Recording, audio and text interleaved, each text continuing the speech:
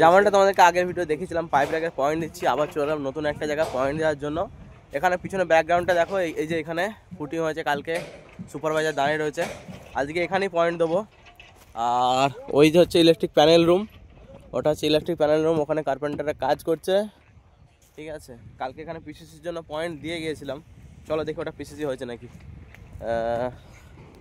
না গো, ওটা পিসিসি হয় না এখনও, ঠিক আছে। চলো আবার একটা পয়েন্ট দেবো, সামনে আরেকটা নতুন এক্সকাভেশন হয়েছে, ওটার কি অবস্থা দেখি। ওটাতেও আজকে পিসিসির জন্য পয়েন্ট দিতে হবে। এটা দেখতে প্ল্যান্ট তৈরি হচ্ছে, গ্যাস প্ল্যান্ট, ওখানে পিছনে যে ট্যাঙ্কি দেখতে হচ্ছে ওখানে গ্যাস স্টোর হবে, ঠিক আছে। এখানে পিসিসি হয়েছে না, এখানেও পিসিসি হয় না।